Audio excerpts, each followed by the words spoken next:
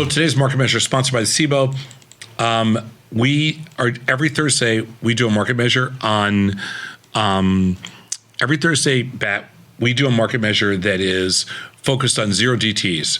Yes, short dated, zero dated, 1 day. Yes, those that are expiring soon. So when it comes down to the weeklies or the dailies, whatever it is, we get a ton of emails because customers, listen, is there any edge in the dailies? And the answer is, of course not. If you got is there any edge in any market that's basically a penny? Yeah, anytime you have anytime you have an incredibly tight market, and anytime you have an incredibly tight market, anytime you have less than a few hours or days, okay, of course there's going to be no edge. Mm-hmm. Okay, it's basically you can play. Sure. But the strategy would be your edge, right? I mean, that's you get to do what you want to do. That would be your edge, and put the probabilities of success on your side. Yep. That's correct. Mm-hmm. So is the same edge in 45 days? No, in 45 days you can actually do stuff. You can make adjustments. You can hedge the position. There's all this kind of stuff you can do. In zero DTs or 1 DT, there's not that much you can do. So the edge gets diminished, but still very tradable. And a lot of people like the instant gratification part. So we decided to look at zero DTs versus 5 DTs. And look at the butterflies, because you can buy a lot cheaper butterfly at 5 DTs than you can at 0 DT. You sure can. All right, let's take a look. With 1 day expected moves in the SPX sitting around $20 and 1 day VIX sitting at 10, what will happen if we extend duration on some of our 0 DT trades? The 1 day VIX at 10 it's very hard.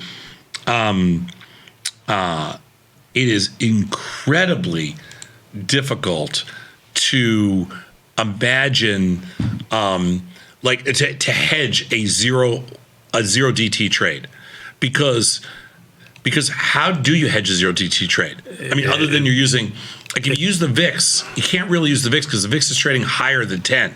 So it's really hard. Or you can use the spot VIX, which is the futures, but it's still trading higher than 10. So it's very difficult. And you can use SPY, but then, you're kind of offsetting an existing position. This is not easy. But what happens if we extend duration a little bit so we can maybe, mess with it a little bit? Let's take a look. Mother Nature? Huh? Mess with Mother Nature? A little bit. Okay. So we compared buying butterflies in the following time frames: 0 days, 1 day, 2 day, 3 day, 4 day, and 5 days, assuming no weekends. Okay? Okie dokie. All right.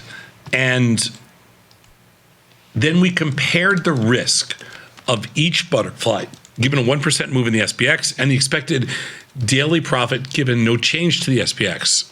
In this case, also I should say, even though we're talking about a butterfly, we're selling the body and we're buying the wings.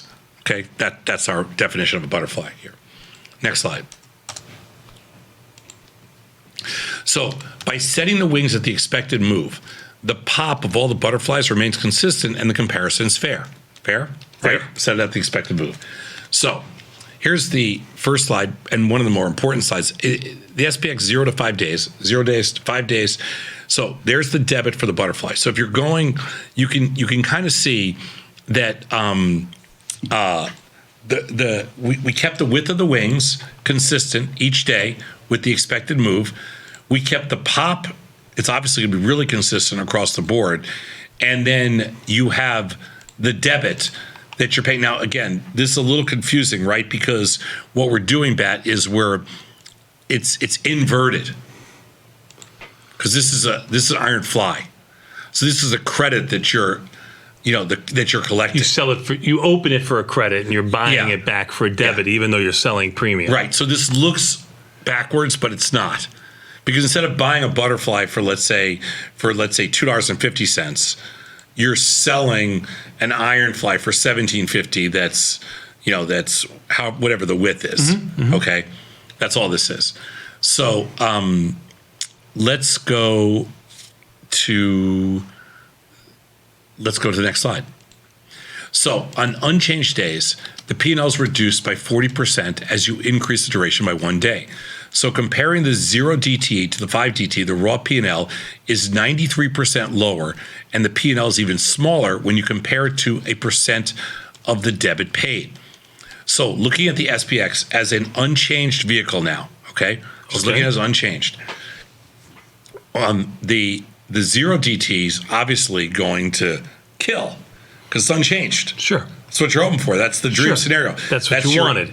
That strategy benefits from exactly that. Yes, that's your instant gratification. Whereas in the 5-day, you only make $100. Yep. Okay. And then the P&L changes a percent of debit. I don't think that would surprise anybody, but you're talking about, anywhere from 6% to 250%. And obviously, if you're going to take the risk, you're going to get the reward for nothing happening if you do the zero DTE. Mm-hmm. Now, today is a perfect example of when the zero DTE would have blown up in your face because we moved $20. You get nothing. Sure. Okay, let's go to the next slide. So when taking risk into account, each additional day takes around 40% of exposure off the table. So the loss when the market moves 1% is around the same as the gain when the market is unchanged. So what's interesting here is that on your zero DTE trade, your P&L change, just look at zero DTE, you lose 100% of your investment if we move 1%. And the flip side of it is, if we move 1% on the 5-day, you only lose the same amount that you would have made, which is $100. It's such perfect symmetry with respect to gains and losses. Risk reward. Yes, the whole risk reward there. It's just absolutely perfect. So again, is there a takeaway here? Is there something that we can use this for to say, hey, what's optimal here? Because if I look at these numbers, okay, I'm not so sure, what's optimal. So let's see. Go to the next slide. So when trading butterflies, these are the takeaways. When trading butterflies with wings pinned at the expected move, going out 1 day longer reduces your daily exposure by 40%, also removes 40% of the potential. By comparing the P&L between an unchanged day to a 1% day in the SPX, the P&L on the unchanged day was nearly the same magnitude as the P&L on a plus or minus a 1% day. So essentially what this study did was to say, if you're doing the weeklies, okay, whatever you want to think, you're not putting yourself in any better or any worse shape. The difference is that you're taking significantly less risk for significantly less return when you're doing a 5-day option. So if you're doing something 5 days, you might want to do maybe more contracts, maybe whatever. But if you're doing something 1 day, it's gonna be all or none. I get it. I get it. Instant gratification, instant pain, but that's what you sign up for with 1 day, right? Mm-hmm. So what would you prefer here? I mean, I know it's perfect symmetry, so it's just your personal preference, your personal risk tolerance, how you feel about 1 day options, or is it how you feel about that 1 day's move, and it's not specific to either the 1 or 5 days? I seem to do better on the 1 day, 1 or 2. I haven't done a lot of 2 days, but 1 day, let's say. Very good.